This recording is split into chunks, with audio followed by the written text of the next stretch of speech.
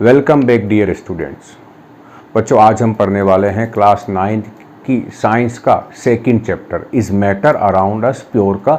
ये मेरा चौथा वीडियो है। फर्स्ट, सेकंड, थर्ड 3 वीडियो में हमने बेसिक चीज़ें पढ़ ली थी। आज बच्चों हम पढ़ने वाले हैं सेपरेशन ऑफ मिक्सचर्स। इसको पढ़ने से पहले कुछ बेसिक चीज़ें हमें आनी चाहिए। फर्स्ट चीज़ क्या है, मिक्सचर्स क्या है, और मिक्सचर्स के अंदर जो चीज़ें मिली हुई होती है उनको हम क्या कहते हैं। तो मिक्सचर्स क्या है, 2 और मोर देन 2 प्योर कंपोनेंट्स को, डिफरेंट प्योर कंपोनेंट्स को मिक्स करने पर जो बनता है वो मिक्सचर्स है। मिक्सचर्स के अंदर जो जो चीज़ें होती है हम उन्हें कहते हैं कंपोनेंट्स। जैसे शुगर प्लस वाटर की मैं बात करूं तो इसमें 2 कंपोनेंट हुए हैं। कंपोनेंट भी कह सकते हैं या हम कॉन्स्टिट्यूएंट्स भी कह सकते हैं। कौन कौन से 2 कंपोनेंट्स है, शुगर एंड वाटर है। सोल्ट प्लस वाटर में 2 कंपोनेंट सोल्ट एंड वाटर हैं। जनरली जो कंपोनेंट ज़्यादा होता है हम उसे कह देते हैं सॉल्वेंट, और जो कम होता है उसे हम कह देते हैं सॉल्यूट। और एक और चीज़ जो कंपाउंड और मिक्सचर्स में बेसिक डिफरेंस था कि कंपाउंड्स के अंदर जो जो चीज़ें जुड़ी हुई होती है हम उनको फिजिकल मेथड से सेपरेट नहीं कर सकते, लेकिन मिक्सचर्स में हम ये काम कर सकते हैं। और आज हम वही पढ़ने वाले हैं। टॉपिक का नाम है separation of mixtures. Separation of mixture. अब हमने पढ़ा था कि मिक्सचर्स कितने टाइप्स के हैं, यहीं लिख देता हूं।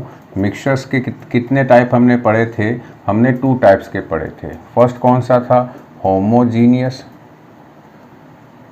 और सेकंड था हेटेरोजीनियस। होमोजीनियस में हमारे पास जो फाइनल आया था उसको हमने कहा था सॉल्यूशन, और यहाँ 2 आए थे। एक को कहा था हमने कोलोइडल या कोलोइड्स, और एक को हमने कहा था सस्पेंशन। और ये सारा जो टाइप था ये सोल्यूट के पार्टिकल्स के डायमीटर के ऊपर बेस्ड था।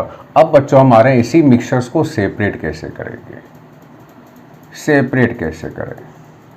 तो पहली चीज़ आप दिमाग में रखें कि किसी भी मिक्सचर्स को सेपरेट यदि हमें करना हो तो वो 2 बेसिक कंसेप्ट के ऊपर बेस्ड है। फर्स्ट क्या है, फर्स्ट है nature of solute particle. Solute का मतलब जिसकी क्वांटिटी कम है, सोल्यूट पार्टिकल। और सेकंड डिपेंड करता है, सेकंड आते हैं बेसिक है, सेकंड डिपेंड करता है difference in physical properties, difference in physical properties of components. यहां लिख देता हूं ऑफ कंपोनेंट्स। उन कंपोनेंट्स की फिजिकल प्रॉपर्टी में डिफरेंस के ऊपर मैं एक एक करके समझाता हूं। सोल्यूट पे कैसे डिपेंड करता है तो हमने पढ़ा था फर्स्ट पार्ट में हमने पढ़ा था कि जो सोल्यूट है वो जो है पार्टिकल्स है वो एलिमेंट्स हो सकते हैं। एलिमेंट्स तो नहीं है, कहीं कंपाउंड है तो कहीं आयोनिक कंपाउंड तो नहीं है, या फिर कहीं कोवेलेंट कंपाउंड तो आपस में मिक्स नहीं है। कोवेलेंट कंपाउंड को हमने कहा था मॉलिक्यूल, उसके सिंगल पार्टिकल को यहां हमने कहा था फॉर्मूला, और यहां हमने कहा था एटम। इसका मतलब नेचर कैसी है, जो आपस में मिक्स्ड है वो कौन है, क्या वो एटम्स है, क्या वो मॉलिक्यूल है, या क्या वो फॉर्मूला है। मिक्स्ड कौन है उसके ऊपर डिपेंड करता है।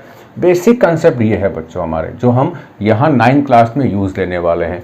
Difference in physical properties of components. तो जो एक और चीज़ है कि हम जो पढ़ने वाले हैं वो जितने भी हमारे मिक्सचर्स होंगे हम उसमें 2 कंपोनेंट लेके चलेंगे, कंपोनेंट 1 और कंपोनेंट 2। कंपोनेंट 1 को मैं कह दूंगा सॉल्यूट, और कंपोनेंट 2 को मैं क्या कह दूंगा, सॉल्वेंट। तो हम जितने भी आज मेथड पढ़ने वाले हैं उसमें से हम क्या मान के चलेंगे कि हमारे पास एक ऐसा मिक्सचर्स है जिसके 2 कंपोनेंट्स हैं, केवल 2 हैं, 2 से ज़्यादा नहीं है उसमें। एक तो सॉल्यूट है और एक सॉल्वेंट है। अब डिफरेंस इन फिजिकल प्रॉपर्टीज का मतलब क्या, कौन कौन सी फिजिकल प्रॉपर्टी है जो अलग अलग हो सकती है। तो फर्स्ट हमारे पास है बॉइलिंग पॉइंट। हो सकता है दो लिक्विड आपस में मिले हुए हों और दोनों के बॉइलिंग पॉइंट में डिफरेंस हो। सेकंड हमारे पास है डेंसिटी। हो सकता है जो आपस में मिले हुए हों उनकी डेंसिटी अलग अलग हो। अगला है behaviour towards magnet. Towards magnet, magnet के साथ उन कंपोनेंट्स का जो आपस में मिक्सचर्स में कैसा बिहेवियर है। अगला हो सकता है उनकी सॉल्युबिलिटी हो सकती है। अगला हो सकता है उनके साइज ऑफ पार्टिकल्स, बहुत सारी प्रॉपर्टीज है। अगला हो सकता है वोलेटाइल, यानी एक गैस में चेंज होता हो गर्म करने पर, गैस या वेपर में दूसरा नहीं हो रहा हो। तो हम किसी भी मिक्सचर्स को सेपरेट करने के लिए कौन सा मेथड यूज लेंगे, ये आइडेंटिफाई करने के लिए हमें क्या मालूम होना चाहिए कि जो हमारे पास मिक्सचर्स है उसमें जो जो कंपोनेंट्स हैं उनकी कौन सी फिजिकल प्रॉपर्टी ऐसी है जो अलग अलग है। हमें उसको ढूंढना होगा, उसी के बेस पर हम मेथड को डिसाइड करते हैं। जैसे मैं एग्जांपल देता हूँ। एग्जांपल है बच्चों सिर्फ ये कि यदि मान लो शुगर और सैंड, रेत आपस में मिली हुई है, तो बताओ ऐसी कौन सी इन दोनों की प्रॉपर्टी है जो अलग अलग है। सिंपल सा तरीका है, ये हमने बहुत बार किया है इसलिए हमें मालूम है। और वो क्या है कि जो शुगर है वो वाटर में सॉल्यूबल है और जो सैंड है वो वाटर में इनसॉल्यूबल है। इसका मतलब यदि मैं आपसे पूछूं कि इनमें से कौन सी प्रॉपर्टी लग रही है, बॉइलिंग पॉइंट नहीं, डेंसिटी नहीं, बिहेवियर टुवार्ड्स मैग्नेट नहीं, सॉल्युबिलिटी लग रही है, यानी ये प्रॉपर्टी ऐसी है जो इन दोनों की अलग अलग है। दूसरा एग्जांपल लेता हूं, आयरन और सल्फर। अब इन दोनों का मिक्सचर है, इनको मुझे अलग अलग करना है, तो इनमें कौन सी प्रॉपर्टी ढूंढूं जो दोनों की अलग अलग है। सिंपल सा है, क्या है यहाँ पर, आयरन जो है वो मैग्नेट से अट्रैक्ट होता है, सल्फर नहीं होता है। इसका मतलब इन दोनों को अलग अलग करना हो तो बिहेवियर टुवार्ड्स मैग्नेट वाली प्रॉपर्टी हम यूज ले सकते हैं, क्योंकि वो इन दोनों की अलग अलग है। तो आपको समझ में आ गया होगा कि किसी भी मिक्सचर्स को के कंपोनेंट्स को सेपरेट करना हो तो आपको वो फिजिकल प्रॉपर्टी ढूंढनी है जो दोनों की अलग अलग है। अब चलता हूं बच्चों आगे। आगे हम क्या पढ़ने वाले हैं कि जितने भी मिक्सचर्स है उनको मैं ब्रॉडली 3 पार्ट्स में डिवाइड कर देता हूं। ना तो होमोजीनियस की बात कर रहा हूं मैं, ना हेटेरोजीनियस की। मैं इनको 3 स्पेसिफिक पार्ट्स में डिवाइड कर देता हूं, वहां से हमें समझना आसान होगा। और वो कौन कौन से हैं? मिक्सचर्स, यहां लिख रहा हूं मिक्सचर्स। जितने भी मिक्सचर्स हैं उनको मैं 3 पार्ट में डिवाइड कर रहा हूं। इसको कह दिया ए। क्या हो सकता है? दोनों जो हैं कंपोनेंट्स, मैंने कहा था हम 2 कंपोनेंट्स का पढ़ने वाले हैं, हो सकता है दोनों कंपोनेंट सॉलिड हो। बी में क्या हो सकता है? एक सॉलिड हो, दूसरा लिक्विड हो। तीसरा क्या हो सकता है? सी, दोनों लिक्विड हो, दोनों के दोनों लिक्विड हो। तो 3 बेसिक पार्ट में मैंने डिवाइड कर दिया सभी मिक्सचर्स को। अब यदि दोनों सॉलिड हुए, दोनों कौन? दोनों कंपोनेंट जो उस मिक्सचर्स के अंदर हैं, तो इन दोनों को अलग अलग करने के मेरे पास 3 मेथड है। मेथड्स यहाँ आ रहे हैं, 3 मेथड्स हैं। कौन कौन से अभी हम लोग एक बार उसकी आउटलाइन ले लेंगे। यदि एक सॉलिड है और एक लिक्विड है तो इनको सेपरेट करने के मेरे पास 6 मेथड हैं। दोनों लिक्विड है तो इनको सेपरेट करने के पास मेरे पास 2 मेथड हैं। अब इनमें से एक मेथड ऐसा है जो यहां पर भी आ रहा है, जो यहां पर भी आ रहा है, तो मैं क्या काम करता हूं, यहां 2 में से एक ही कर देता हूं 1, क्योंकि एक तो यहां आ गया, तो एक ऐसा मेथड है यहां 5 कर देता हूं। एक ऐसा मेथड है जो यहां भी यूज आएगा और जो यहां भी यूज आएगा, तो इसको मैं कॉमन मान लूंगा, या तो यहां मान लूं या फिर यहां मान लूं। तो टोटल कितने मेथड हो गए? 3 और 5 8, 1 9 और एक 10। टोटल 10 मेथड है जो हम पढ़ने वाले हैं। अब मैं यहां मेंशन कर देता हूं वो 10 मेथड्स कौन कौन से हैं, उनके नाम मैं आपको बता देता हूं ताकि आप उनसे एक बार फेमिलियर हो जाएं, उनके नाम से फेमिलियर हो जाएं। हो सकता है इनमें से बहुत से नाम आपने पहले सुन रखे हों। तो फर्स्ट आते हैं ए में, जो 3 मेथड यूज आने वाले हैं उनके नेम क्या क्या है? सेपरेशन बाय मैग्नेट, फर्स्ट तो ये है। सेकंड, ए का ये फर्स्ट है, सेकंड क्या है इसका, सेपरेशन बाय, अब मैं इस सेपरेशन बाय को रिपीट नहीं करूँगा आगे, सेपरेशन बाय सब्लिमेशन, ये सेकंड मेथड हो गया। थर्ड मेथड क्या है, सेपरेशन बाय सूटेबल सॉल्वेंट, ये थर्ड मेथड हो गया है। ये तीनों मेथड हमारे किस में यूज आ जाएंगे, सॉलिड और सॉलिड वाले मिक्सचर्स को अलग अलग करने में। अब आ जाता हूँ बी में। बी में बहुत सारे मेथड्स हैं, 5 + 1 6 है, तो मैं उसको एक एक करके यहाँ मेंशंस करता हूँ। फर्स्ट आएगा फिल्ट्रेशन, फिल्ट्रेशन ये मेथड नंबर 4 हुआ। 5 नंबर आएगा हमारे पास इवोपरेशन, इवोपरेशन 5 की जगह, चलो अभी यहाँ लिख देता हूँ, 6 की जगह हमारे पास आएगा बच्चों सेंट्रीफ्यूगेशन, सेंट्रीफ्यूगेशन 4 5 6 7 नंबर हमारे पास आएगा इवोपरेशन हो गया क्रिस्टलाइजेशन, क्रिस्टलाइजेशन 8 नंबर बच्चों हमारे पास आएगा क्रोमेटोग्राफी, क्रोमेटोग्राफी, कुछ नाम आपके लिए बिल्कुल नए हैं। 9 नंबर आएगा डिस्टिलेशन, डिस्टिलेशन, और 10 नंबर और लास्ट आएगा सेपरेटिंग फन्नल, सेपरेटिंग फन्नल। तो ये जो 6 हैं ये सारे यहाँ से लेकर यहाँ तक, ये सारे सॉलिड प्लस लिक्विड में यूज आ जाएंगे। और ये जो लास्ट मेथड है, ये दोनों डिस्टिलेशंस और सेपरेटिंग फन्नल, ये लिक्विड इन लिक्विड में यूज आ जाएगा। तो कौन सा मेथड ऐसा है जो दोनों में है, डिस्टिलेशन है। आगे पढ़ेंगे डिस्टिलेशन 2 तरह के होते हैं, वो आगे पढ़ेंगे हम लोग। तो मोटा मोटी बच्चों ये 10 मेथड हैं जो हमारे यूज आने वाले हैं। हम एक एक करके इन सबको लर्न करने वाले हैं। तो सबसे पहले हम किनको लर्न करते हैं, सॉलिड सॉलिड वाले मिक्सचर्स को, इनमें दोनों सॉलिड हैं। अब हम चलते हैं सॉलिड और सॉलिड, यदि हमारे पास है मिक्सचर्स में दोनों कंपोनेंट सॉलिड हैं तो उनको हम कैसे सेपरेट करें। कितने मेथड हैं टोटल, ऐसे 3 मेथड हैं। अब 3 में फर्स्ट कौन सा था, यहाँ हो सकता है मैं सीक्वेंस चेंज कर दूं। तो फर्स्ट मेथड हम पढ़ते हैं, पहला method separation by, separation by suitable solvent, ये ले लेता हूं पहले। एक और चीज बच्चों, किसी भी मेथड के इन 10 में से चाहे कोई भी मेथड हम पढ़ें, किसी भी मेथड के बेसिक 3 पार्ट होते हैं। 3 पार्ट हर एक मेथड के हैं। पहला पार्ट क्या कहलाता है, उसका प्रिंसिपल।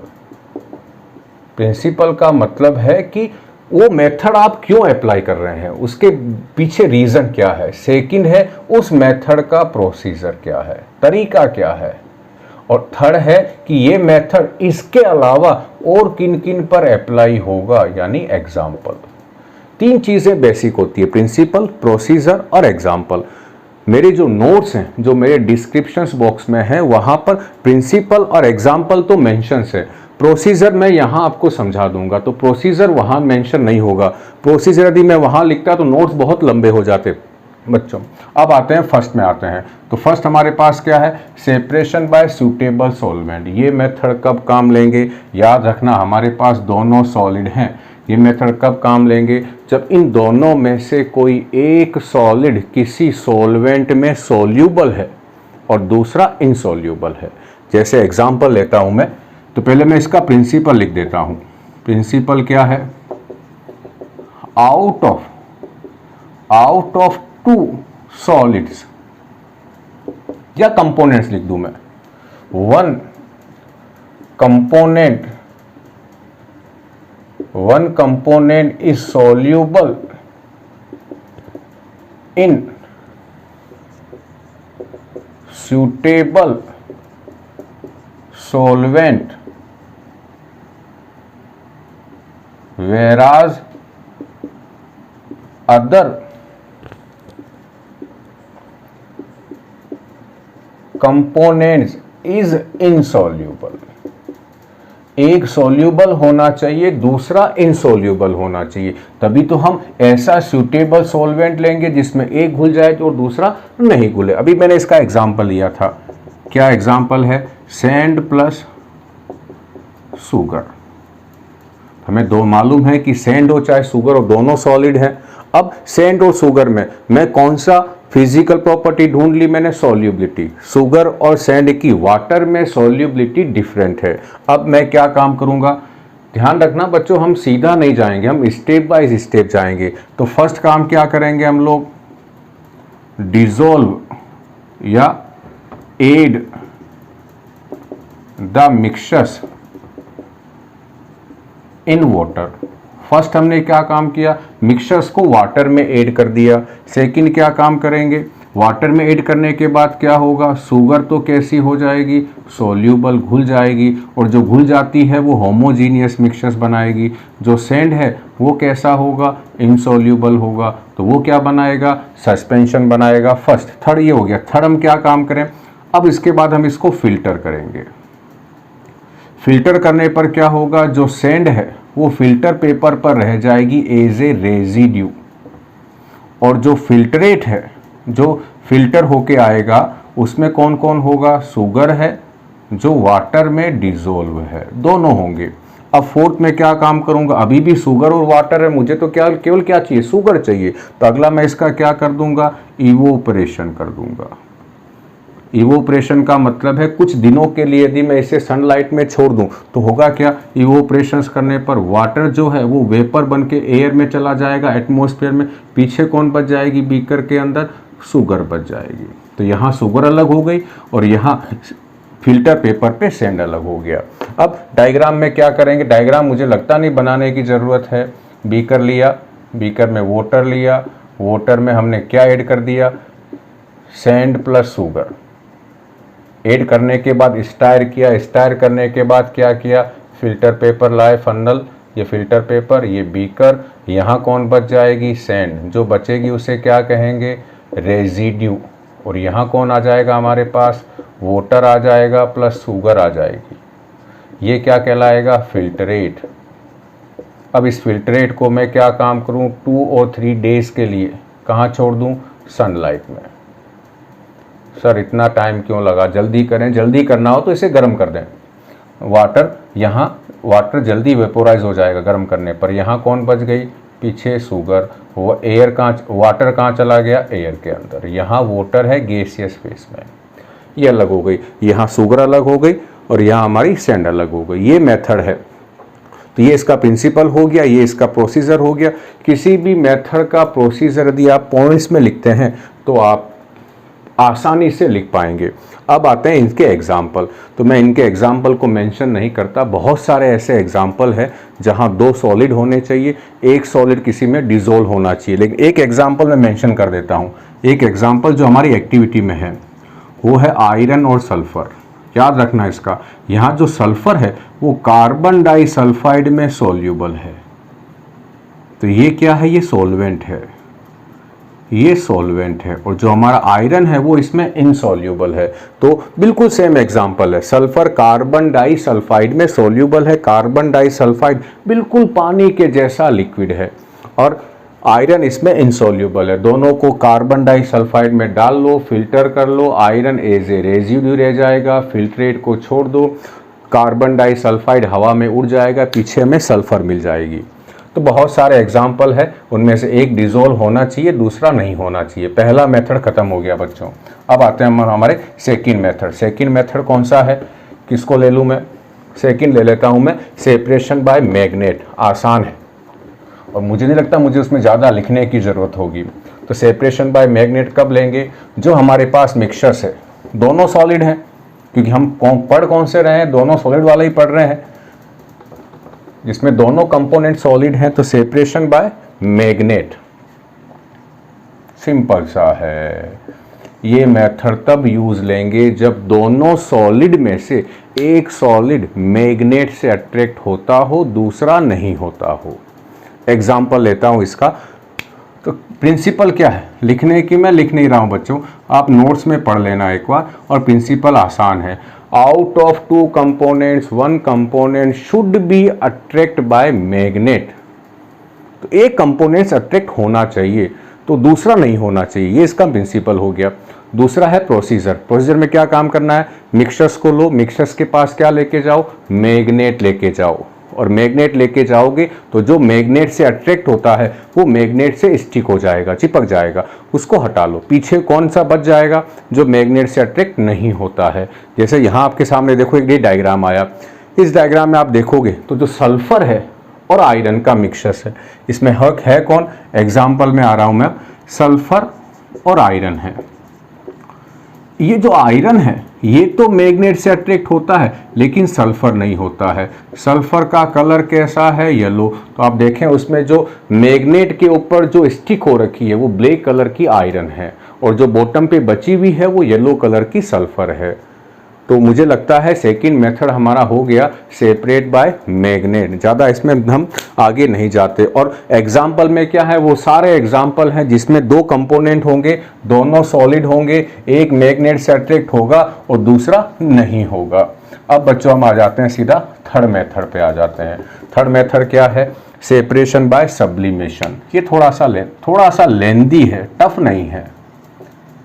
Separation by sublimation. तो फर्स्ट हम इसके प्रिंसिपल से पहले क्या पढ़ लें, इसकी डेफिनेशन क्या है सब्लिमेशन की।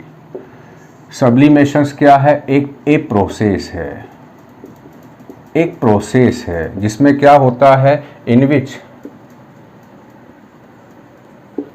विच a solid direct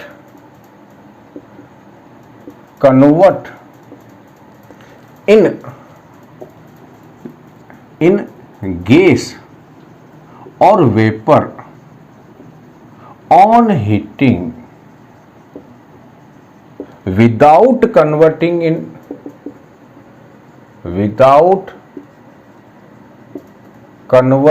in liquid। यानी ये लिक्विड में कन्वर्ट नहीं होगा।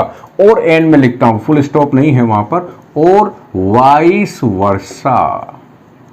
इसका मतलब होता है कि इस लाइन का उल्टा कर लो। उल्टा करने का मतलब क्या है, a process in which, solid की जगह क्या लिख दूंगा, गैस या vapour, direct convert in solid, और हीटिंग की जगह कूलिंग हो जाएगा, विदाउट कन्वर्टिंग इन लिक्विड। यहां लिक्विड का लिक्विड आएगा तो दो चेंज हो जाएंगे, यहां पर सॉलिड की जगह वेपर या गैस आ जाएगा, गैस या वेपर की जगह सॉलिड आ जाएगा, हीटिंग की जगह कूलिंग आ जाएगा। दोनों को हम क्या कहते हैं, सब्लिमेशन। तो यहाँ क्या लिखूँ मैं, वेपर लिख दूँ या गैस लिख दूँ, दोनों का मतलब सेम है, 9th क्लास के हिसाब से सेम है। यहाँ क्या लिख दूँ, सॉलिड।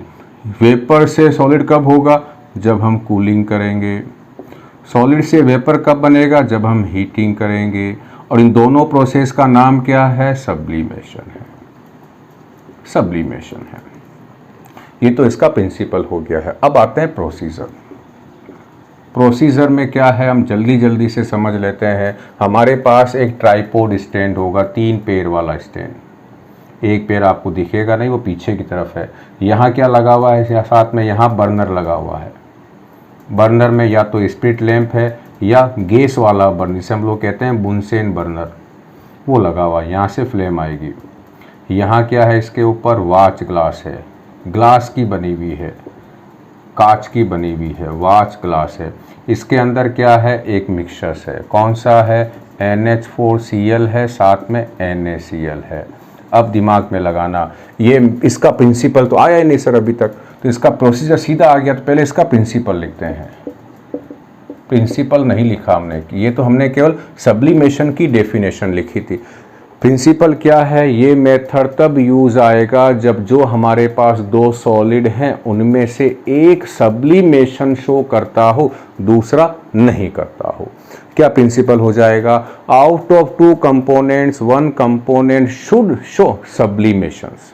एक सब्लिमेशन शो करना चाहिए, second component does not show sublimation, second component sublimation show नहीं करेगा। अब हमारे पास यहाँ 2 हैं, कौन कौन है, एक तो है NH4Cl अमोनियम क्लोराइड, और एक है NaCl। दोनों का कलर वाइट है, दोनों वाइट कलर के, जैसा नमक का कलर होता है वैसे ही NH4Cl का कलर है। लेकिन ये क्या शो करता है, ये सब्लिमेशन शो करता है।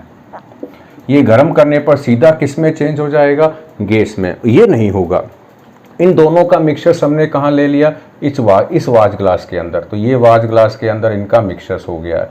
अब इसके ऊपर हमने क्या लगा दिया, एक इन्वर्टेड फन्नल लगा दिया है, उल्टा फन्नल लगा दिया है। और इस फन्नल के यहाँ पर जो इसकी नेक का जो आउटलेट है, यहाँ हमने क्या लगा दी है, कॉटन का प्लग लगा दिया है। यानी इसको मैंने बंद कर दिया ताकि अंदर जो भी वेपर बनेगी वो इस नेक के थ्रू, इस आउटलेट के थ्रू बाहर नहीं चली जाए। अब हमने एक और क्या काम किया है, यहां से लेकर इस पूरा जो ग्लास है, इसका जो थोड़ा सा पार्ट जो है वो हमने यहां और यहां फिल्टर पेपर लगा दिया है। कौन सा फिल्टर पेपर है, ये वेट पानी से भीगा हुआ, ये फिल्टर पेपर लगा दिया। क्यों लगाया, क्योंकि अभी तो हमने पढ़ा था कि जो वेपर है वो सॉलिड में चेंज कब होगी, जब हम कूलिंग करेंगे। अब यहाँ हम कैसे कूलिंग करें, तो हमने फिल्टर पेपर लगा दिए जो पानी से वेटेड हैं। अब गर्म करना स्टार्ट किया। जो ही आप गर्म करना स्टार्ट करोगे तो क्या होगा, दोनों ये जो बर्नर की हीट है इस मिक्सचर्स को सप्लाई होगी, और मिक्सचर्स को सप्लाई होने के बाद ये जो NH4Cl है ये सीधा गैस में चेंज होगा। गैस के पार्टिकल्स ऐसे घूमते घूमते यहाँ तक आएंगे, और जब ये वो इस फन्नल की वाल से टकराएंगे तो ये, क्योंकि वाल पे क्या लगा हुआ बाहर, filter paper, wet filter paper, यहाँ से टकराएंगे, कूलिंग हो जाएगी और यहाँ डिपॉजिट हो जाएंगे वो। तो यहाँ कौन डिपॉजिट हो जाएगा वापस, यहाँ पर हो जाएगा NH4Cl। ये कौन सी स्टेट का है, S का मतलब सॉलिड है। यहाँ जो NH4 बिल्कुल बीच में जो NH4Cl है ये कौन सी फिजिकल स्टेट का है, गैस का है। तो यहाँ देखो बच्चों हमारे पास 3 NH4Cl है। यहाँ सॉलिड वाला NH4Cl, यहाँ सॉलिड वाला NH4Cl और यहाँ गैस वाला NH4Cl। इनमें से जो 2 NH4Cl है उनके नाम भी अलग अलग हैं। कौन से 2 NH4Cl, यहाँ जो NH4Cl है जिसका सब्लिमेशन हो रहा है उसे हम कहते हैं उसे हम कहते हैं सबलाइम, उसका नाम है सबलाइम NH4Cl। और जिसका सब्लिमेशन हो गया जो हमें यहां मिल रहा है उसे कहते हैं सब्लिमेट NH4Cl। तो इस नाम से ही हमें एक आइडिया मिल जाता है कि ये वो NH4Cl है जिसका सब्लिमेशन होने के बाद मिला है या जिसका होना है। दो नाम है, सब्लिमेशन जिसका हो रहा है उसका नाम है सबलाइम, और सब्लिमेशन होने के बाद जो हमें मिलेगा उसका नाम है सब्लिमेट। तो ये बच्चों हमारे पास क्या हो गया, इसका मेथड हो गया। प्रोसीजर हम लिखते जाएंगे point to point, line to line, तो उसमें बहुत सारा टाइम लग जाएगा। तो आप सिंपल सा ये प्रोसीजर इसका हमने समझ लिया है। अब आते हैं एग्जाम्पल में क्या है, मैं वो सारे एग्जाम्पल लिख देता हूं जो सब्लिमेशन शो करते हैं। इन सारे एग्जाम्पल के साथ में यदि कोई दूसरा सॉलिड मिला हुआ है जो सब्लिमेशन शो नहीं करता है तो आप उन दोनों को अलग अलग करने के लिए कौन सा मेथड यूज ले सकते हैं, सब्लिमेशन। तो वो कौन कौन से हैं जो सब्लिमेशन शो करते हैं, आयोडीन ये शो करता है, और कौन हमारे पास करता है, नेफ्थलीन, ये इसके पहले वाले चैप्टर में भी आ गया, नेफ्थलीन शो करता है। और कौन शो करता है, एंथ्रासीन भी शो करता है। और कौन जो यहाँ आ गया है, NH4Cl। और कौन करता है, सॉलिड CO2 जिसे हम ड्राई आइस भी कहते हैं, नाम याद रखना है, ड्राई आइस, ये भी शो करता है। और कौन है जो शो करता है, वो है कम्फर या कम्फूर। कम्फूर क्या है, कपूर है, जो हम लक्ष्मी पूजा के समय काम लेते हैं। तो ये सारे जो 6 मैंने केमिकल्स लिखे हैं, 6 सब्सटेंसेस लिखे हैं, ये सारे क्या शो करते हैं, सब्लिमेशन शो करते हैं। इसके अलावा भी बहुत सारे एग्जाम्पल हैं। इन 6 में से किसी के साथ भी, एक के साथ कोई ऐसा कंपाउंड मिला हुआ हो, कोई ऐसा प्योर मैटर मिला हुआ हो जो सब्लिमेशन शो नहीं करता है, उस कंडीशन में उन दोनों को, इसको उसको अलग करने के लिए जो मेथड काम लेंगे वो सब्लिमेशंस काम ले लेंगे। तो हमने क्या पढ़ लिए, 2 सॉलिड को अलग अलग करने के लिए जो 3 मेथड हमारे पास थे, bye suitable solvent, by magnetic separation और बाय सब्लिमेशन। तो हमारा सॉलिड मिक्सचर्स को सेपरेट करने के मेथड तो हमने समझ लिए। अब हम किस पे आ जाते हैं? अब आ जाते हैं बच्चों हम सॉलिड और लिक्विड वाले पे। कोई भी ले लो, ये 3 लाइनें सब पर अप्लाई होगी और उसी तरीके से अप्लाई होगी। तो अब आ जाता हूँ मैं सेपरेशन। अब मिक्सचर्स भी चेंज कर देता हूँ मैं यहाँ पर।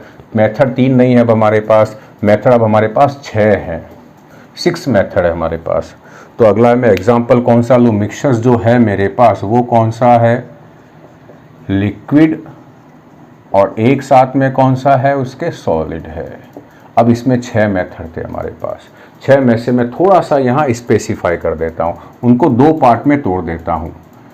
एक में है 2 मेथड और एक में है 4 मेथड। एक में है 2 मेथड और एक में यहाँ लिख दूंगा, एक में है 4 मेथड। 2 मेथड कौन कौन से हैं उनको यहाँ लिख देता हूँ। फर्स्ट है फिल्ट्रेशन और सेकंड है सेंट्रीफ्यूगेशन। ये 2 मेथड अलग क्यों किए? क्योंकि जनरली यूजुअली ये दोनों मेथड हेटेरोजीनियस मिक्सचर्स पे अप्लाई होंगे, यानी इन लिक्विड और सॉलिड को मिक्स करने के बाद जो मिक्सचर्स बनेगा वो हेटेरोजीनियस होगा। और जो बाकी के जो 4 बचे हुए हैं कौन कौन से हैं? इवोपरेशन है, और कौन सा है? क्रिस्टलाइजेशन है, और कौन सा है हमारे पास? क्रोमेटोग्राफी है, क्रोमेटोग्राफी, और कौन सा है हमारे पास? डिस्टिलेशन है। ये चारों मेथड यूजुअली मैक्सिमम केसेस में होमोजीनियस मिक्सचर्स पे अप्लाई होते हैं, लेकिन दोनों में से होगा क्या? एक लिक्विड होगा, एक सॉलिड होगा। तो मैं इन दोनों को अलग अलग करके आपको यहाँ लर्न कर लेते हैं। फर्स्ट आते हैं हम फिल्ट्रेशन। ये फिल्ट्रेशन हमारा 4th मेथड है। 3 तो वहाँ आगे थे। फिल्ट्रेशन में क्या होगा? मैं इसका कुछ नहीं लिखना होगा, सब आपको मालूम है। फिल्ट्रेशंस में क्या होगा? सॉलिड और लिक्विड है। जो सॉलिड है वो लिक्विड में 100% इनसॉल्यूबल है, जैसे सैंड और वाटर। सैंड सॉलिड हो गया, वाटर लिक्विड हो गया। अब यदि मुझे इसको सेपरेट करना है तो बिल्कुल सिंपल सा है। ये जो मिक्सचर्स है वो कैसा बना है? या तो सस्पेंशन बनेगा क्योंकि ये हेट्रोजीनियस है, या कोलोइडल होगा। इन दोनों मेथड के लिए, सस्पेंशन के लिए यूज आता है फिल्ट्रेशन, कोलोइडल के लिए यूज आता है सेंट्रीफ्यूगेशन। तो सैंड प्लस वाटर क्या है? सस्पेंशन है। फिल्ट्रेशंस कर लें, फिल्टर पेपर ले लें। प्रिंसिपल क्या होगा? प्रिंसिपल्स क्या होगा कि solid is insoluble in liquid. Simple सा प्रिंसिपल है इसका। उसके बाद प्रोसीजर में क्या होगा? प्रोसीजर में हम कुछ नहीं करेंगे, एक उसके मिक्सचर्स को फिल्टर पेपर के थ्रू पास करेंगे जो फनल में लगा हुआ है। फिल्ट्रेट जो है वो वाटर होगा, जो रेजिड्यू है वो सेंड हो जाएगी। दोनों सेपरेट हो गए हैं। एग्जाम्पल क्या है? वो सारे लिक्विड और सॉलिड जिसमें सॉलिड उस लिक्विड में इनसॉल्यूबल है। खत्म हुआ हमारा फिल्ट्रेशन। फिल्ट्रेशन पे हम ज़्यादा नहीं जाएंगे। अब मैं आगे चलता हूँ। फिल्ट्रेशन हो गया हमारे पास। अब अगला आते हैं सेंट्रीफ्यूगेशन। सेंट्रीफ्यूगेशंस काम का है, 5वां मेथड है सेंट्रीफ्यूगेशंस। तो पहले हम सेंट्रीफ्यूगेशंस के बारे में समझ लेते हैं क्या है। सेंट्रीफ्यूगेशन एक मशीन में के अंदर होता है। उस मशीन का नाम है सेंट्रीफ्यूगेशन मशीन। इस मशीन का देखें, यहाँ एक डायग्राम आया हुआ आपके सामने। इसमें देखें, एक सेंटर में एक रोटेटिंग पेडल होगा। ये जो है वो बड़ी स्पीड से घूमता है और ये इलेक्ट्रिसिटी की हेल्प से घूमता है। इस रोटेटिंग पेडल के चारों तरफ यहाँ पर आप देखोगे अलग अलग जो है वो छेद बने हुए हैं। इन छेद में हम क्या लगा सकते हैं? टेस्ट ट्यूब लगा सकते हैं। उस टेस्ट ट्यूब में हम क्या डालेंगे? वो मिक्सचर्स डालेंगे जिसके कंपोनेंट्स को हमें सेपरेट करना है। उस टेस्ट ट्यूब का नाम है सेंट्रीफ्यूगल ट्यूब है। इस सेंट्रीफ्यूगल ट्यूब में हमने वो मिक्सचर्स डाल दिया और उस टेस्ट ट्यूब के माउथ को बंद कर दिया किसी कोक के थ्रू, और हमने इसके प्लग को, इस मशीन के प्लग को इलेक्ट्रिसिटी में लगाने के बाद प्लग को चालू करते क्या होगा? ये जो एक्सिस है ये बहुत स्पीड से रोटेट करती है। इसका जो राउंड है वो कितना हो सकता है? 1000 राउंड पर मिनट से लेकर 10,000 राउंड पर मिनट, या इससे ज़्यादा भी पॉसिबल है। डिपेंड करता है मशीन की कैपेसिटी कितनी है। जब ये रोटेट होता है जोर स्पीड से, जब ये रोटेट होगा तो इस टेस्ट ट्यूब के अंदर के जो कंपोनेंट्स हैं वो अलग अलग लेयर में डिपॉजिट हो जाते हैं। मान लो कि ये वो सेंट्रीफ्यूगल ट्यूब थी जो उस मशीन में लगी हुई थी, तो यहाँ क्या होगा, यहाँ अलग अलग लेयर बन जाती है। डिपेंड करता है कि उसमें कितने कंपोनेंट्स थे। तो मान लो 2 ही कंपोनेंट्स होते तो एक लेयर यहाँ होती और बाकी सारा लिक्विड होता।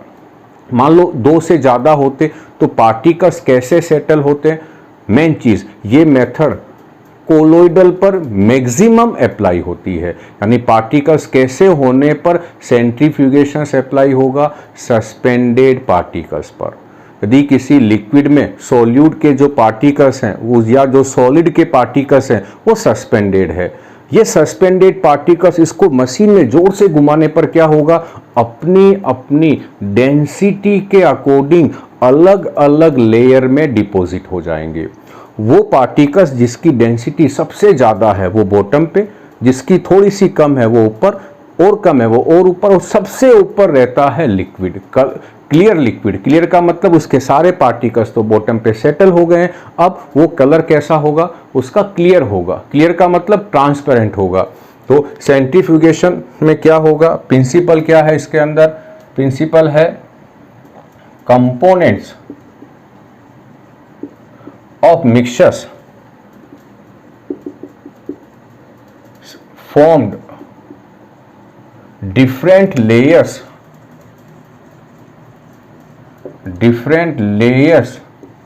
on the basis of their density। अब जैसे मैं यहाँ एक टेस्ट ट्यूब का एग्जांपल, ये सेंट्रीफ्यूगल ट्यूब मान लो, सबसे नीचे कौन होगा, ए है, उसके ऊपर कौन है, यहाँ बी है, अब यहाँ सारा कौन है, सी लिक्विड है। तो ए बी सी की डेंसिटी में क्या रिलेशन होगा, ए बी सी की डेंसिटी में ये रिलेशन होगा। ए की डेंसिटी सबसे ज़्यादा होगी तो सबसे बॉटम की लेयर बनाएगा, इसके ठीक ऊपर की लेयर बी की बन रही है तो बी की डेंसिटी ए से तो कम है लेकिन सी से ज़्यादा है, और जो सी है वो क्या होगा, जनरली क्लियर लिक्विड होगा। क्लियर की बात कर रहा हूँ मैं, कलरलेस की बात नहीं कर रहा हूँ, क्लियर लिक्विड होगा।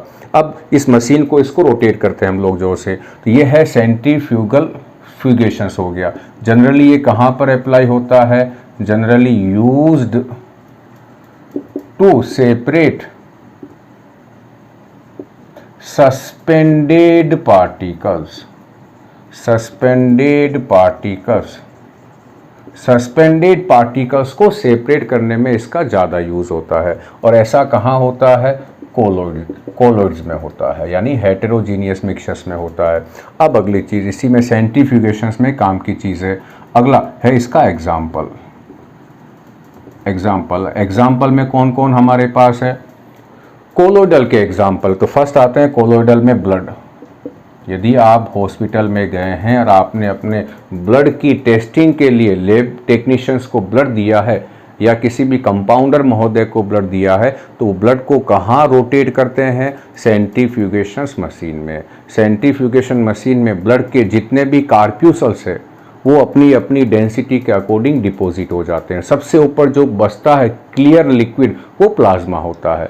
अब जिसको भी उससे टेस्टिंग करनी है वो सैंपल वहाँ से लेके उसकी टेस्टिंग कर लेता है। सेकंड हमारे पास है यूरिन। इन दोनों के टेस्ट में ब्लड का या यूरिन का टेस्ट कराना हो तो वहाँ सेंट्रीफ्यूगेशंस का यूज़ होता है। सेकंड जो है वो आपने बहुत जगह पढ़ा होगा और आपके घरों में भी होता होगा, separation of cream from milk. घरों में आपने देखा होगा कि जो हमारे घर के अंदर जो बड़ा कंटेनर होता है उसमें एक मशीन लगा देते हैं उल्टी, वो ऐसे से घूमती है। वो रियल में जो घूम रही है वो क्या है, वो सेंट्रीफ्यूगेशंस कर रही है उस मिल्क का।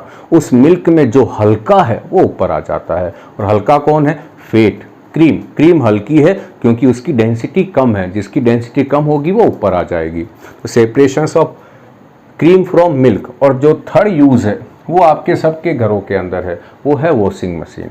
वॉशिंग मशीन का जो स्पिनर है जहां हम कपड़े हमारे ड्राई करते हैं, वो रियल में क्या है, वो हमारे कपड़ों से वाटर को बाहर निकाल देता है, वो उसे कहते हैं स्क्वीज़ कर देता है, निचोड़ देता है उन कपड़ों को। तो बहुत बढ़िया एग्जांपल है हमारे लिए वॉशिंग मशीन का जो स्पिनर है, वो क्या करता है, स्क्वीज़ द वेट क्लॉथ, उन कपड़ों से पानी बाहर निकाल देता है। तो याद रखना, सेंट्रीफ्यूगेशन मशीन में डेंसिटी के अकॉर्डिंग चीज़ें बॉटम अलग अलग लेयर्स में डिपॉजिट होती है। ये सस्पेंडेड पार्टिकल्स को सेटल करने के लिए यूज़ लिया जाता है, वो अलग हो जाते हैं, उसको फिल्टर करके आप भले आप चाहें आप अलग कर लें। और ये इनकी एप्लीकेशंस है और कहाँ कहाँ यूज़ आते हैं ये मेथड। ये तो बच्चों हो गया हमारे पास सेंट्रीफ्यूगेशंस। अब हम अगला मेथड कौन सा चले, हमारे पास 6 नंबर है। तो 5th हमने ठीक इससे पहले पढ़ा था फिल्ट्रेशन। फिल्ट्रेशन हो गया, सेंट्रीफ्यूगेशंस हो गया। इसका मतलब हमने किसका सेपरेशंस पढ़ लिया यहाँ पर, हेटेरोजीनियस का। अब बच्चों ये मेन मेथड स्टार्ट हो रहे हैं आपके पास और हम यहाँ तक पढ़ेंगे, क्रोमेटोग्राफी तक पढ़ेंगे।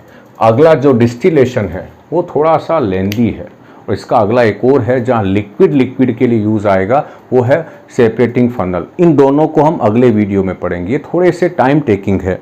तो अभी हम क्रोमेटोग्राफी तक पढ़ने वाले हैं। अब हमारे पास 3 मेथड रह गए हैं, हम उनको जल्दी जल्दी से समझ लेते हैं। और बच्चों होता क्या है कि यदि मैं 15 मिनट का वीडियो बना के आपके सामने दे दूं, इसका मतलब है कि मैंने कुछ नहीं किया है। मुझे ऐसा लगता है, ये मेरी फीलिंग है, ये मेरी सोच है। 15 मिनट में यदि मैं पूरे मेथड आपको समझा दूं तो ये मैंने ठीक नहीं किया आपके साथ। तो अब आते हैं हम लोग, हमारा अगला मेथड जो है वो है इवोपरेशन। कौन सा नंबर है, 6, इवोपरेशन। फर्स्ट क्या है इसका, प्रिंसिपल। प्रिंसिपल क्या कहता है, सिंपल सा है। इसका जो प्रिंसिपल है वो सिंपल सा है कि जो सॉल्वेंट होता है वो कैसा है, इजीली वोलेटाइल है। इजीली वोलेटाइल का मतलब है इजीली वेपर, गर्म करने पर वेपर या गैस में चेंज हो जाता, बिना गर्म किए भी हो जाएगा। और जो सॉल्यूट है, जो सॉलिड होगा, वो कैसा है, नॉन वोलेटाइल है।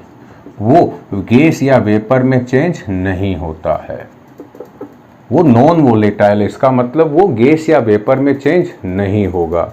सेकंड, ये इसका प्रिंसिपल हो गया। अब इसमें कुछ और हमें चीज़ें दिमाग में रखनी है। फर्स्ट क्या है, इसमें हम स्पीड को यदि हमें इंक्रीज करनी है, किसकी स्पीड को, इवोपरेशंस की, तो हमें क्या काम करना पड़ सकता है, उसे हीटिंग करना पड़ सकता है।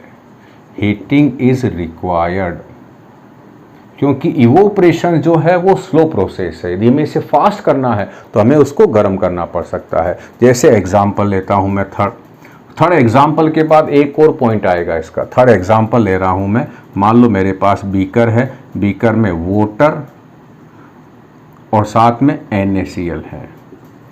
हमें मालूम है कि जो वाटर है वो वोलेटाइल है और जो NaCl है वो नॉन वोलेटाइल है। इसका मतलब गर्म करने पर गैस में चेंज नहीं होती है। अब इसको मैं यदि ये छोड़ दो, इसे धीरे धीरे धीरे अपने आप वाटर वेपोराइज हो जाएगा, हवा में उड़ जाएगा, पीछे नमक बच जाएगा।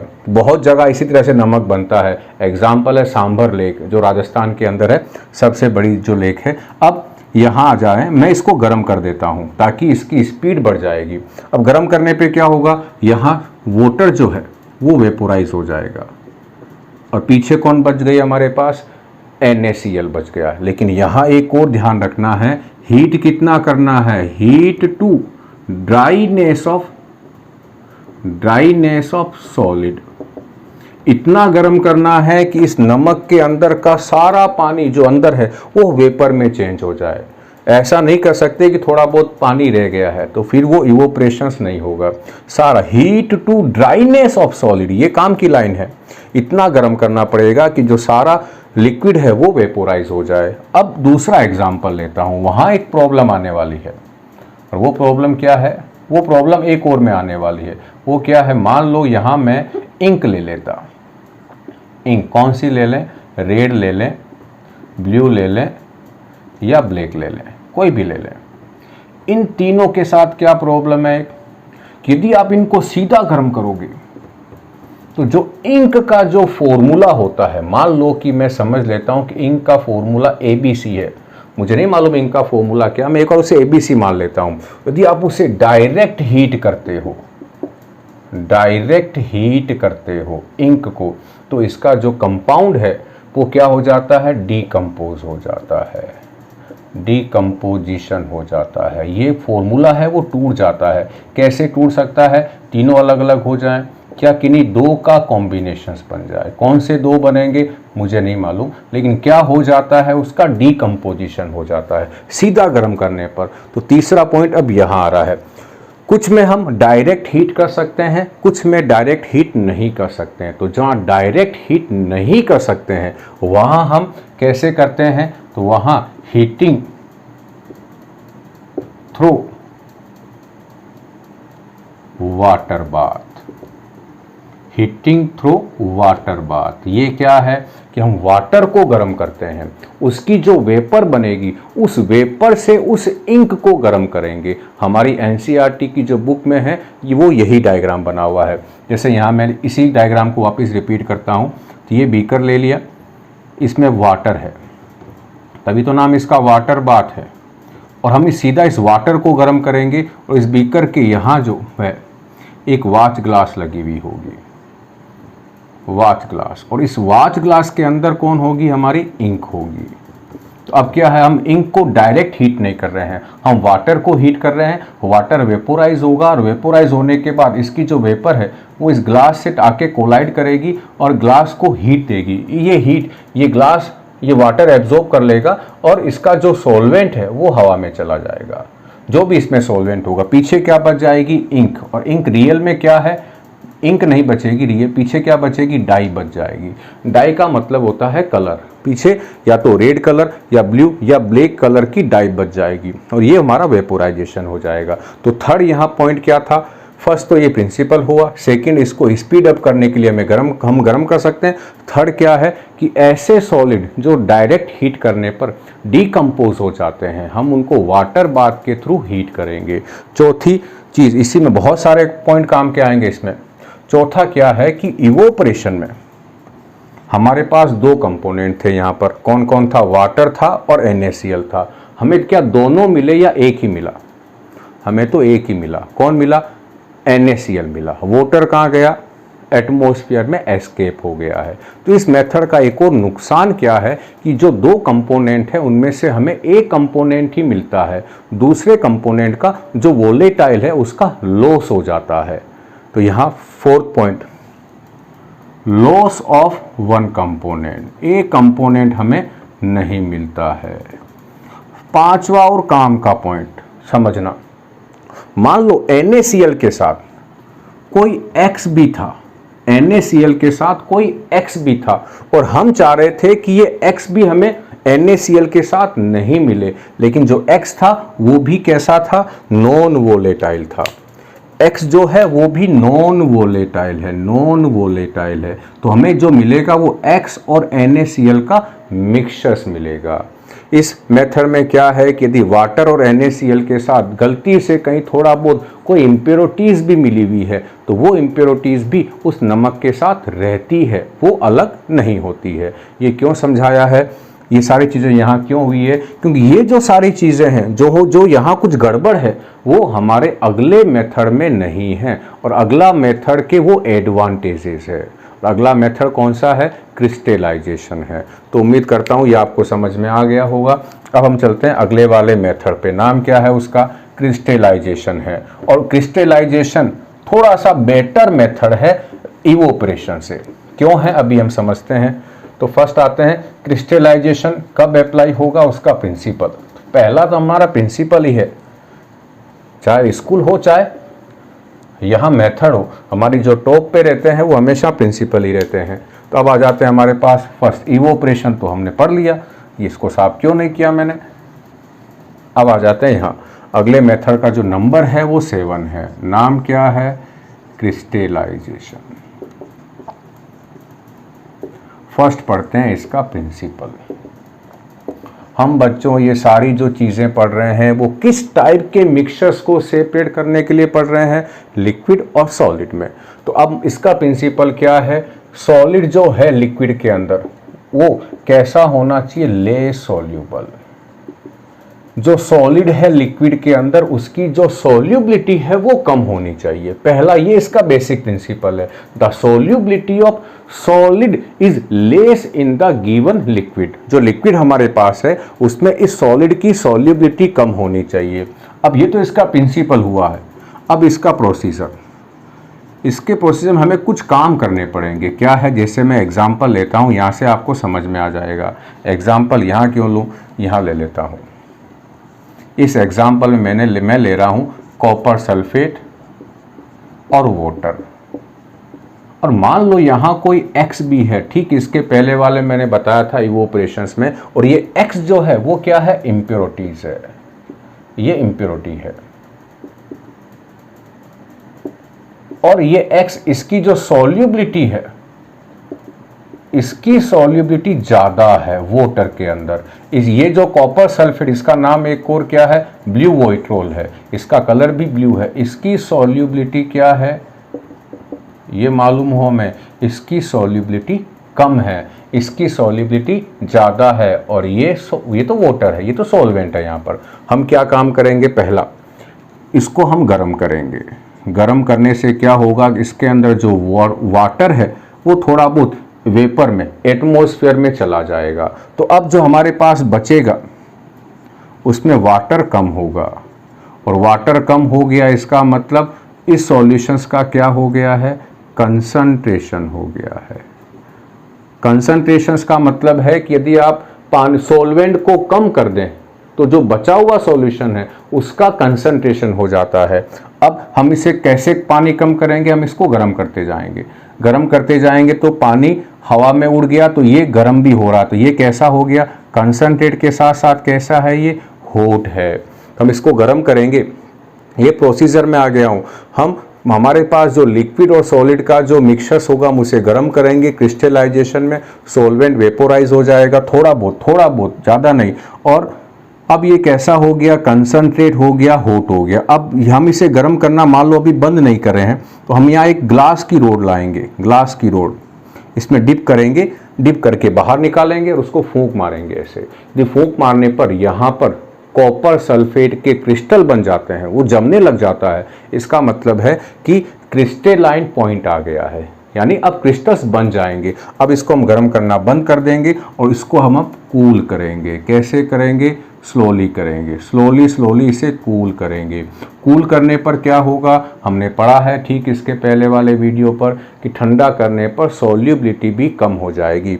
कॉपर सल्फेट पहले से ही कम सॉल्युबल था और आप इसे ठंडा कर रहे हो तो ये और कम सॉल्युबल हो जाएगा, और कॉपर सल्फेट के जो क्रिस्टल्स हैं वो हमें बॉटम पे मिल जाएंगे। X यही रहेगा, क्यों रहेगा, क्योंकि X की तो सॉल्युबिलिटी ज़्यादा थी, ये वाटर में डिजोल्व रहेगा। यहाँ कौन कौन रहेंगे, X और H2O। अब इसको हम क्या करें, फिल्टर कर लें। कब कर लें, नेक्स्ट डे आके, ताकि आराम से धीरे धीरे कूल हो जाए। फिल्टर करने पर आपको फिल्टर पेपर पे क्या मिल जाएंगे, यहाँ पर कॉपर सल्फेट के क्रिस्टल्स। फिल्ट्रेट में कौन आ जाएगा, वाटर प्लस साथ में X भी आ गया। ये हो गया हमारा क्रिस्टलाइजेशन।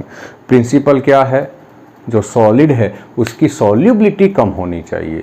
फिर हम प्रोसीजर में क्या करेंगे, गर्म करेंगे ताकि वो कंसंट्रेट हो जाए और हॉट भी हो जाए। फिर हम उसे धीरे धीरे कूल करेंगे। अब इस मेथड का और इसके ठीक पहले वाले मेथड इवोपरेशन में कौन सा बढ़िया मेथड है, ये क्वेश्चंस आता है और ये काम का भी है। इन दोनों में से ज़्यादा बढ़िया मेथड है क्रिस्टलाइजेशन। इसके दो रीज़न हैं। पहला रीज़न क्या है कि इसमें हमें do not heat up to dryness.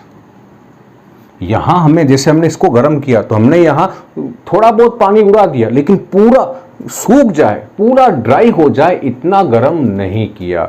अब इतना गर्म करने से क्या नुकसान हो सकता है, यदि मैं शुगर लेता हूं, शुगर प्लस वाटर, और उसका मैं यदि इवोपरेशन करूं, इवोपरेशन, तो मुझे सारा वाटर हवा में उड़ाना पड़ेगा, और उसके बाद थोड़ा बहुत वाटर कहीं बच नहीं गया हो शुगर में तो मैं उसे और गर्म करूंगा। और हमें मालूम है कि यदि हम और शुगर को डायरेक्ट गर्म करते हैं तो शुगर काली हो जाती है। इसे कहते हैं चारिंग एक्शन, वो काली या चार्ड हो जाती है। चार्ड का मतलब ब्लैक कलर की हो जाती है। तो इवोपरेशन में हमें कहाँ तक गर्म करना पड़ता है? हीट अप टू ड्राइनेस, ये इवोपरेशन में करना पड़ता है। यहाँ हमें उतना गर्म नहीं करना। उतना गर्म नहीं करना तो क्या होगा कि जो सॉलिड होती है उसके डीकम्पोज होने की या उसके खराब होने की स्थिति नहीं आती है। सेकंड क्या चीज़ है यहाँ पर, वो है कि यहाँ जो सॉल्यूट है वो डीकम्पोज नहीं होगा, क्योंकि आप उसे इतना हीट नहीं कर रहे हैं कि वो डीकम्पोज हो जाए। थोड़ा इसका एक तीसरा एक और बेनिफिट है कि हमें जो वहाँ इवोपरेशन में क्या, और सारा वाटर हवा में चला गया, सारे वाटर का लॉस हो गया था। यहाँ एक और क्या है कि हमें थोड़ा बहुत वाटर का तो लॉस होगा, फ्यू, लेकिन थोड़ा बहुत हमें मिलेगा भी। वाटर थोड़ा बहुत तो मिलेगा यहाँ पर। सेकेंड कंपोनेंट जो है, सेकेंड कंपोनेंट और बेसिक चीज़, एक तो ये थी, एक ये है। चौथी चीज़ क्या है, वो काम की है। ये हमें जो X है ना, यहाँ पर X, ये पानी में रहेगा। यदि कोई उस कंपाउंड में इम्प्योरिटीज़ है तो वो इम्प्योरिटीज़ क्रिस्टलाइजेशंस में जो क्रिस्टल्स बनते हैं उसमें नहीं आती है। जबकि ठीक इसके पहले हमने इवोपरेशन में पढ़ा था कि जो X है वो NaCl के साथ ही रहेगा। तो इवोपरेशन में जो इम्प्योरिटीज़ है वो रहती है, लेकिन क्रिस्टलाइजेशन में इम्प्योरिटीज चली जाती है। मोटा मोटी इन चार में से आपको ये दो याद रखने हैं, ये दो।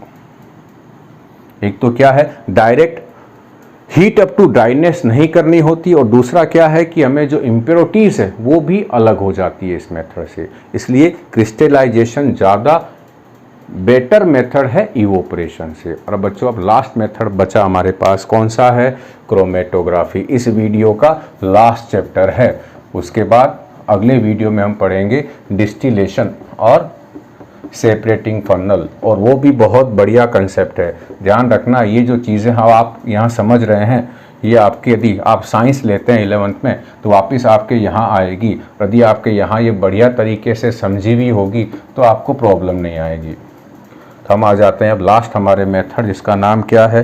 क्रोमेटोग्राफी। कौन सा नंबर का मेथड है? 3, 2, 5, 6, 7, 8। 3, 4, 5, 6, 7, 8 नंबर है बच्चों। मेथड का नाम क्या है? क्रोमेटोग्राफी। ये ऐसा अजीब सा नाम क्यों दिया गया है क्रोमेटोग्राफी? कोई और नाम नहीं मिला इनको, इतने सारे नाम हैं, अजीब सा नाम दे दिया क्रोमेटोग्राफी। तो इसका रीज़न हम समझते हैं। क्रोम, ग्रीक में इसको ऐसे लिखते हैं क्रोमा, और क्रोमा का मतलब होता है कलर। सबसे पहले इस मेथड का यूज़ कहाँ लिया गया? Separation of different colours present in A mixtures, वहाँ इसका यूज़ सबसे पहले लिया गया। और हमें मालूम है कि ग्रीक में कलर को क्या कहते हैं? क्रोमा। इसीलिए यूज़ क्या हो गया इसके लिए? क्रोमेटोग्राफी यूज़ हो गया टर्म इसके लिए। अब आए, ये मेथड यूज़ कहाँ आता है? इसमें आपको दिमाग लगाना है कि दो या दो से ज़्यादा, 2 or more solute present in same solvent, दो या दो से ज़्यादा हो और वो सेम सॉल्वेंट में डिजोल्व हो। सेकंड चीज़, ये प्रिंसिपल आ रहा बच्चों, ये line, the solubility of different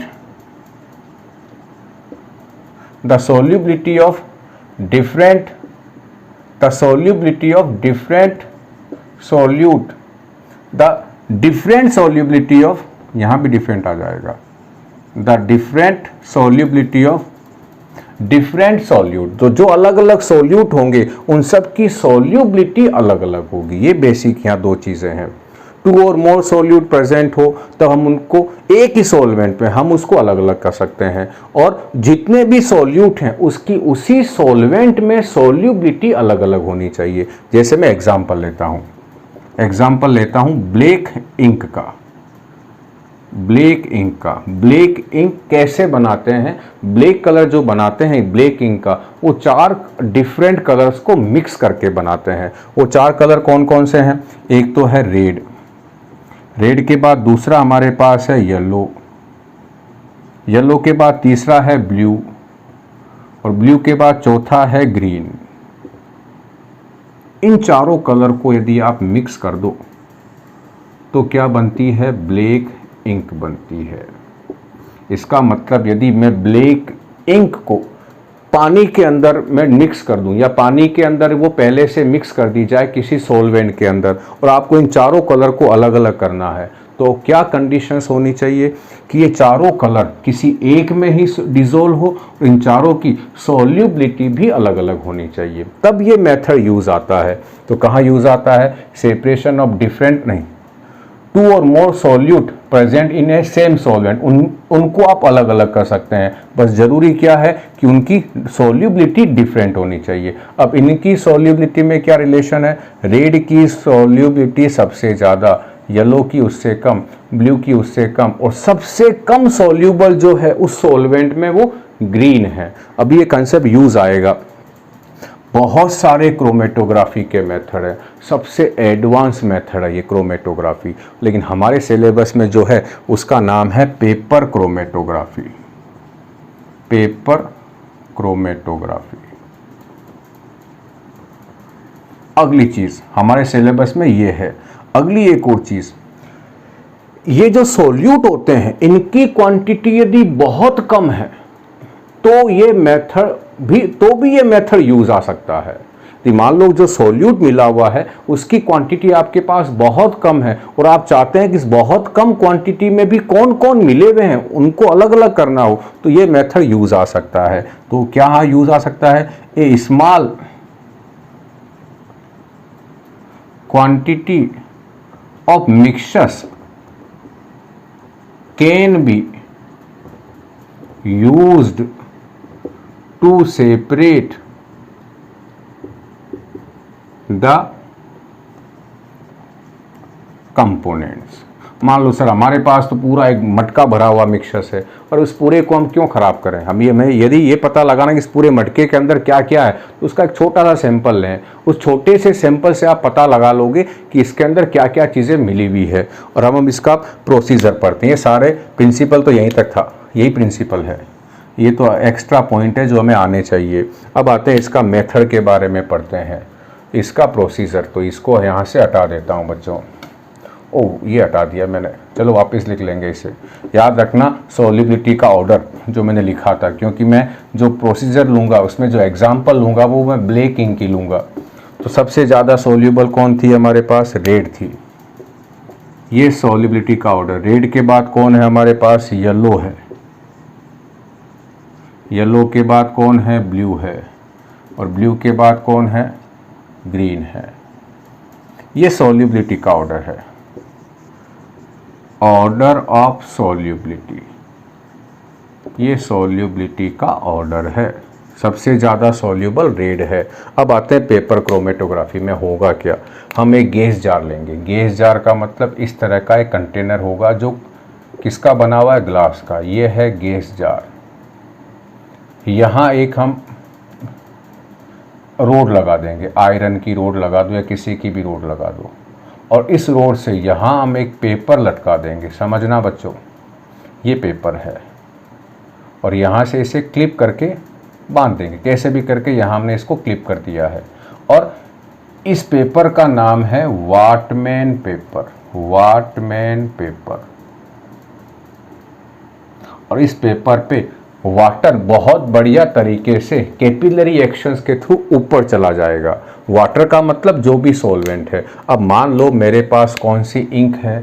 black ink है, जिससे मैं लिख रहा हूँ, और मुझे पता लगाना है कि इसमें कौन कौन से कलर्स हैं। कौन कौन से कलर हैं? तो वैसे तो हमें मालूम है 4 हैं, लेकिन हम पता कैसे लगाएंगे?